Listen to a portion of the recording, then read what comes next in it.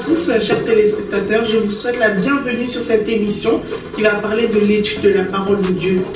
Sont présents sur ce plateau le frère Michael. Bonjour. Bonjour, qui est modérateur à l'Église du Seigneur Jésus-Christ. Le pasteur Véronique. Bonjour. Bonjour, pasteur.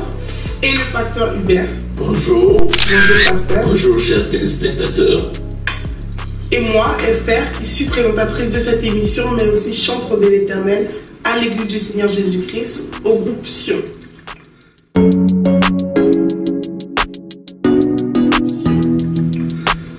Tout au long de cette émission, nous allons parler d'un texte de base dans Ésaïe 44, verset 26.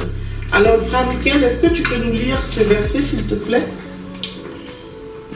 Ésaïe 44, le verset 26. Je lis la parole de Dieu. Je confirme la parole de mon serviteur et j'accomplis ce que président mes envoyés. Je dis de Jérusalem, elle sera habitée, et des villes de Juda, elles seront rebâties, et je relèverai leurs ruines. Amen. Amen, frère Michael. Alors, pasteur Hubert, qui est Dieu? Selon vous, qui est Dieu? Belle question. Qui est Dieu? C'est quand même le cœur de toute cette émission.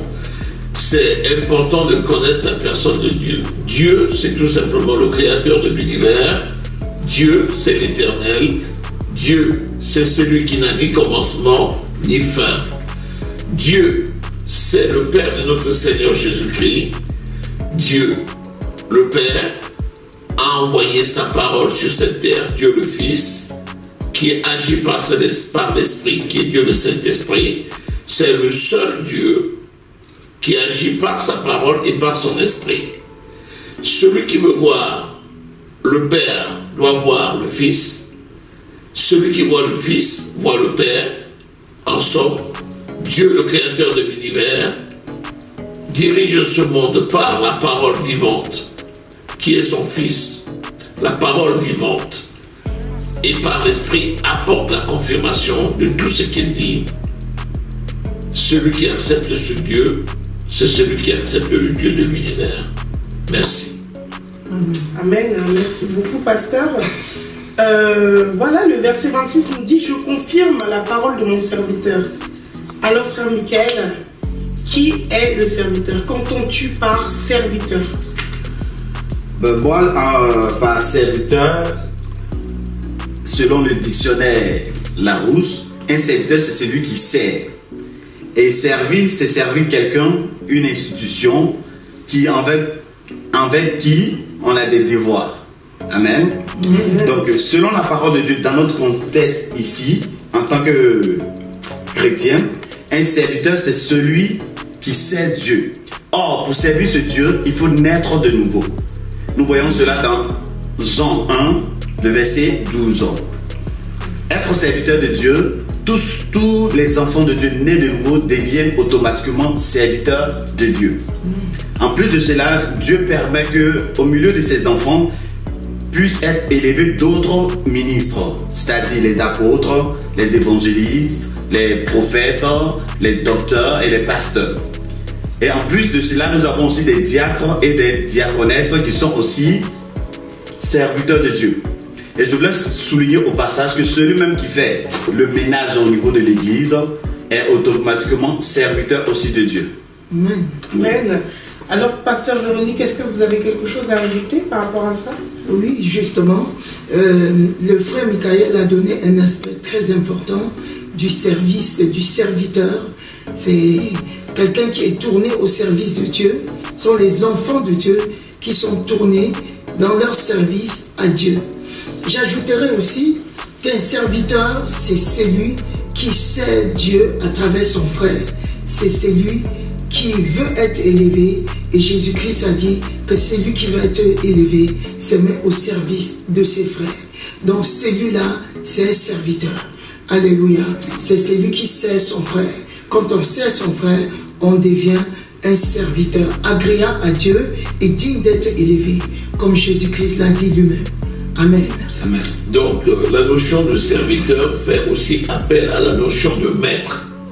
Amen. C'est pour ça que Jésus est Seigneur. Amen. Donc, si Jésus est notre Seigneur, il est donc notre maître. Voilà. À ce titre, nous sommes donc serviteurs. Le serviteur fait la volonté de son maître. Amen. Et faire la volonté du maître, c'est se mettre au service de son prochain. Amen. Amen. Celui-là qui veut être le plus grand parmi les frères, qu'il soit le serviteur de ses frères. Amen. Et je dirais même plus loin, qu'il soit le serviteur de son prochain. Amen. Merci. Et Jésus-Christ même a donné l'exemple. Un exemple capital. Il s'est mis au service de l'humanité jusqu'à donner sa propre vie pour l'humanité. C'est extraordinaire. Alléluia. Wow, Amen. quel sacrifice. Amen. Alors le Seigneur nous dit dans sa parole qu'il veille sur sa parole pour l'accomplir. Alors pasteur Véronique, je me mets à la place de mes chers téléspectateurs et je voudrais savoir de quelle parole s'agit-il. En fait, c'est la parole de Dieu. Jésus-Christ est la parole de Dieu faite chair. C'est cette parole que l'Esprit de Dieu prend pour accomplir. Alléluia. C'est la parole de Dieu qui doit être accomplie à travers l'Esprit de Dieu. Alléluia. Amen. La parole de Dieu, c'est Dieu. Amen. Et si la parole de Dieu, c'est Dieu, elle s'exprime par elle-même. Et par cela même, elle est une parole prophétique. Amen. Tout ce qui est prophétique, c'est ce qui vient à l'accomplissement. Amen. Et donc, la parole de Dieu, c'est Dieu. Et donc, elle s'accomplit par elle-même. Amen.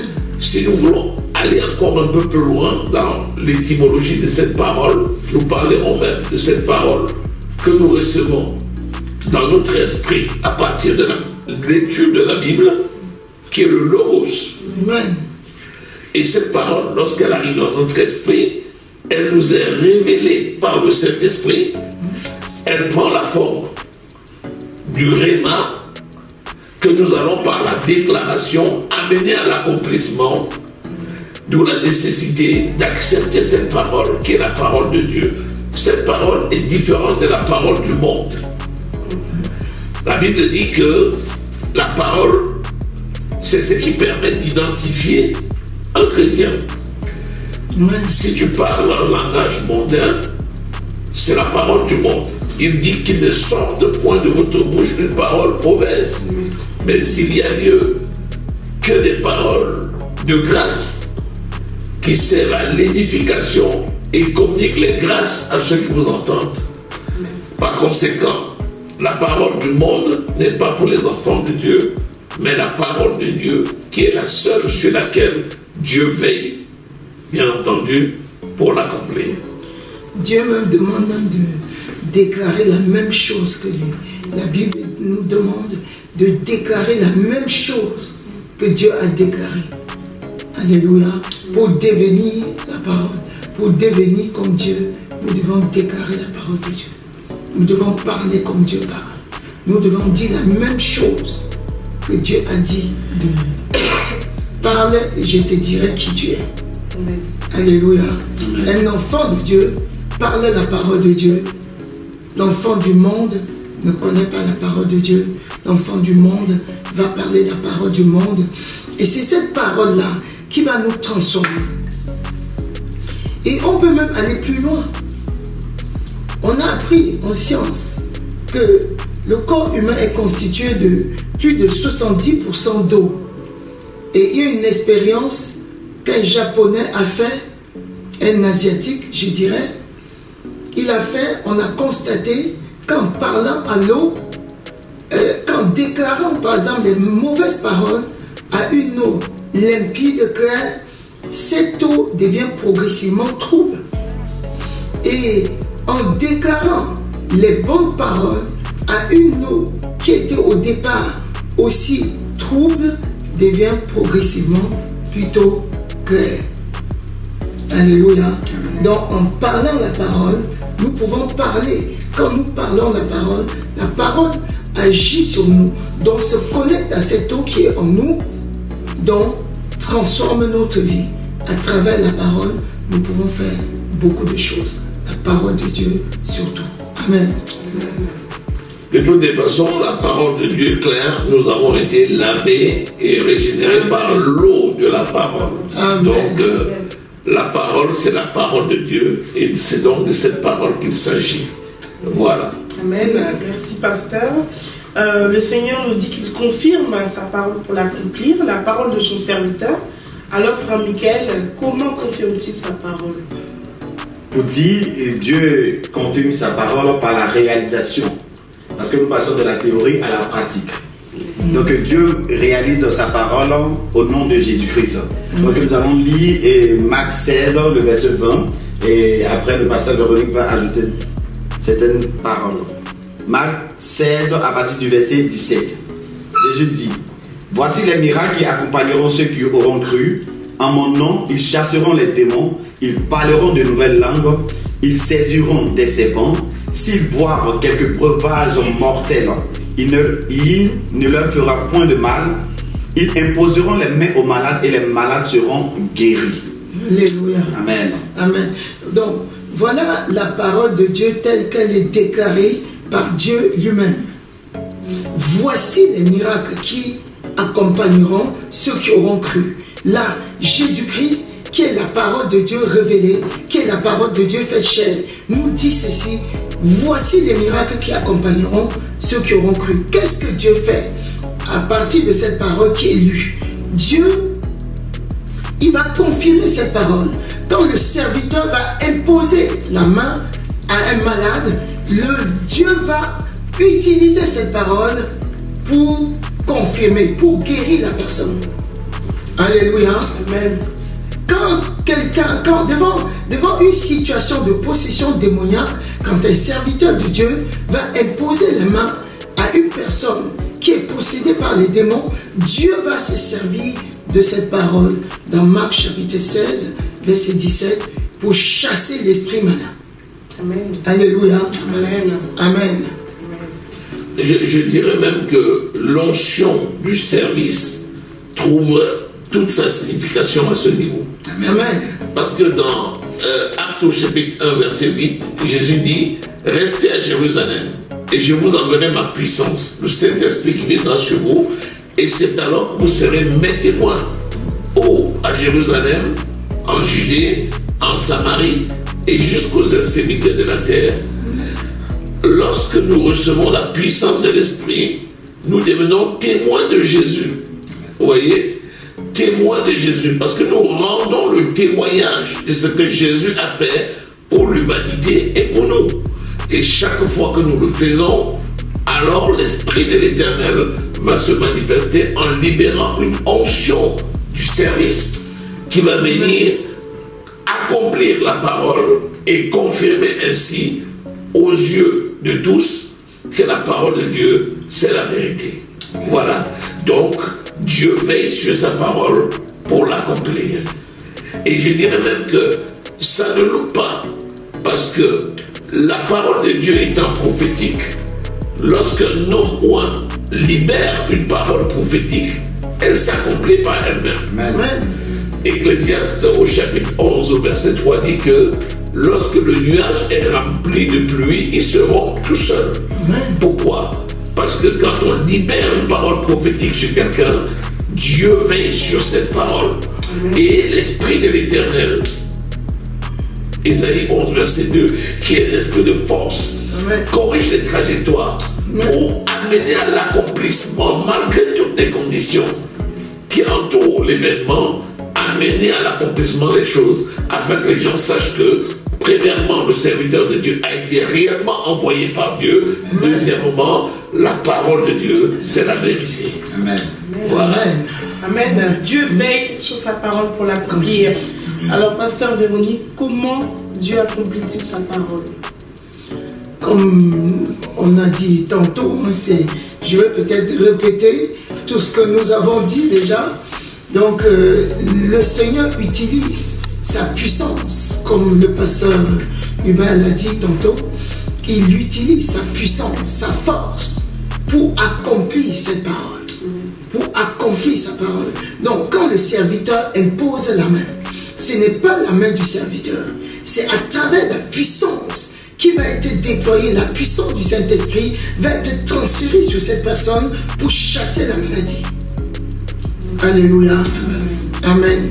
Et ainsi, aussi pour d'autres choses, pour transformer les vies, pour bénir les gens. Alléluia. Amen. C'est à travers sa force, sa puissance, la puissance du Saint-Esprit. Amen. Amen. Amen. Notre émission touche à sa fin, mais avant ça, Pasteur Hubert, le mot de la fin, s'il vous plaît. Ben, le mot de la fin va dans deux directions. Premièrement, à tous les serviteurs, c'est-à-dire toutes les personnes qui ont déjà reçu Jésus comme Seigneur et Sauveur, je vous dis, osez. Osez déclarer la parole de Dieu et osez croire qu'elle s'accomplit et elle s'accomplira certainement. Ce sont des actes prophétiques. Et les actes prophétiques sont réellement à disposition des enfants de Dieu parce que le Seigneur veille sur ces actes pour les amener à l'accomplissement. La deuxième direction, c'est envers les païens, c'est-à-dire ceux-là qui n'ont pas encore reçu Jésus comme Seigneur et Sauveur. Si tu veux avoir la puissance qui libère, la puissance qui apporte le miracle, c'est en Jésus-Christ. Reçois Jésus comme Seigneur et Sauveur. Crois que Jésus est mort à la croix pour toi. Crois que Jésus est mort à la croix et que son sang coulé a expié la malédiction qui te condamnait depuis que Adam et Ève ont péché. Par leur péché, quand ils ont mangé le fruit de l'arbre de la connaissance du bien et du mal, la malédiction est entrée dans le monde et ainsi le monde a été pollué. Le Seigneur Jésus, dans son amour parfait, s'est donné. Dieu a tant aimé le monde qu'il a donné son Fils unique, afin que quiconque croit en lui ne périsse point, mais qu'il ait la vie éternelle. Donc Jésus est mort à la croix, son sang qui a coulé a ôté la malédiction, entrée dans le monde par le péché originel de Adam et Ève. Cette malédiction que tu avais héritée de la vaine manière de vivre des membres de ta famille, de tes pères, 1 Pierre 3, 18, et cette malédiction en lien avec tes comportements anciens qui étaient mauvais. Christ, par sa mort à la croix, a tout expié. Christ a été enseveli. Il est resté dans le tombeau 3 jours. En esprit, il est parti prêcher à ceux-là qui avaient été rebelles au temps de Noé, afin que tous soient sauvés. Il est ressuscité des morts le 3e jour par le Saint-Esprit. Il est vivant. Crois que Jésus est mort, ressuscité pour toi et accepte-le comme Seigneur et Sauveur. Ainsi, tu deviens enfant de Dieu et tu es revêtu de la puissance. Romains au chapitre 1, de verset 16, il dit « Je n'ai point honte de l'évangile, c'est la puissance de Dieu pour le salut de quiconque croit. » Donc je t'invite à recevoir mon Jésus comme Seigneur et Sauveur. Et à ce titre, toi qui nous écoutes, toi qui as le cœur touché, je t'invite à déclarer avec moi cette parole de foi, cette confession de la foi qui te confère le salut et la vie éternelle. Dis au nom de Jésus-Christ, merci mon Père pour le sacrifice de Jésus à la croix pour moi. Je crois que le sang de Jésus coulé a effacé la malédiction qui me condamnait. Cette malédiction héritée du péché originel de Adam et Ève, héritée de la vaine manière de vivre de mes pères, en lien avec mes mauvais comportements. Je crois que le Seigneur Jésus a été enseveli. Il est resté 3 jours dans le tombeau et le 3e jour, tu l'as ressuscité des morts. Je crois que Jésus est vivant. J'accepte Jésus comme Seigneur et Sauveur. Merci mon Dieu. Écris mon nom. Garde-moi, préserve-moi. Que mon nom qui avait été écrit dans le livre de vie demeure. Je déclare que je suis né de nouveau, que je suis enfant de Dieu. Dans le nom de Jésus-Christ. Amen. Amen. Merci, chers téléspectateurs, de nous avoir suivis dans cette émission sur l'étude de la parole de Dieu. Je vous retrouve personnellement et je vous invite aux 2 Allées Pierre la découverte à l'église du Seigneur Jésus-Christ tous les dimanches à partir de 10h et les mercredis et vendredis à partir de 19h pour un enseignement. Je vous remercie d'avoir suivi cette émission et je vous retrouve pour une prochaine fois. Soyez bénis.